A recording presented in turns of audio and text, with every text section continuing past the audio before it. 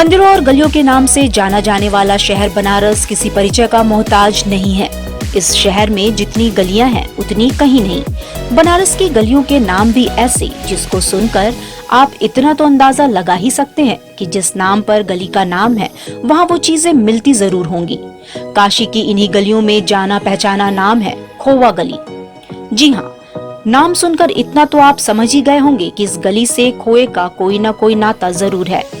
दरअसल इस गली में खोए की करीब 15 से 20 दुकानें हैं, जहां पर खोवे की खरीद फरोख्त थोक और फुटकर में होती है।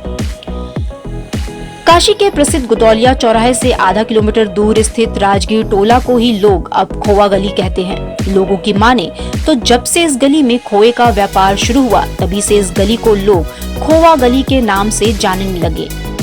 यहाँ के रहने वाले और दुकानदारों की माने तो उनके पूर्वजों के समय से इस गली का नाम खोवा गली है। इस मंडी में चंदौली, आजमगढ़ और गाजीपुर से व्यापारी अपने खोवा को बेचने के लिए आते हैं। हमारे पूर्वजों के हम लोगों के यहाँ का कितना दिन बतावे, कितना दिन से बिक रहा है। अरे खोआ बिकने को तो खोआ मंडी नाम पड़ा, इसका नाम राजगीर टोला था, ये बिकने लगा खोआ मंडी हो गई। सुबह से ही व्यापारी अपना अपना खोवा लेकर इस मंडी में बेचने के लिए आने लगते हैं, लेकिन खोवा का भाव दोपहर 12 से 1 बजे के बीच खुलता है, जिसके बाद सभी व्यापारी इसी दाम पर अपने अपने खोवा को बेचते हैं।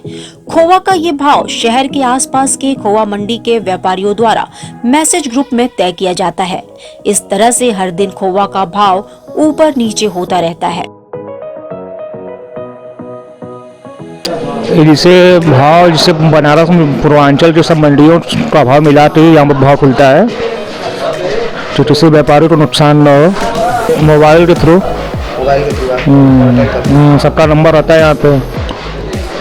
वहीं बीते 2 सालों में कोरोना की वजह से खोवा की बिक्री पर भी असर देखने को मिल रहा है। व्यापारियों की माने तो 2 साल पहले जिस हिसाब से खोवा की डिमांड थी उसमें काफी हद तक कमी आई है। मंडी में गर्मियों के लगन में खोवा का दाम ज्यादा रहता है। इस दौरान खोवा 250 से 350 रुपए किलो तक मिलता है। वहीं सर्दियों में 160 से 190 रुपए प्रति किलो इसका दाम रहता है। इस समय 150 रुपए है, लगन में 250-300 हो जाता है। और क्या, वो भी गर्मियों के लगन में, जाड़े के लगन में नहीं। सैकड़ों साल पुरानी खोवा की इस मंडी में अब भले ही खोवा की बिक्री पहले जैसी नहीं है, क्योंकि आज बनारस के लगभग हर इलाके में खोवा आसानी से मिल जा रहा है। बावजूद इसके आज भी इस मंडी को सबसे पहली खोवा की मंडी के रूप में ही जाना जाता है।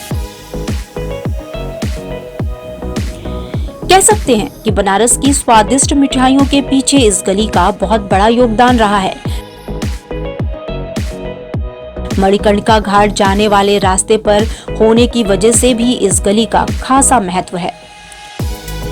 लाइव वीनस के लिए वाराणसी से नितिन शर्मा के साथ सौम्या चौरसिया की रिपोर्ट।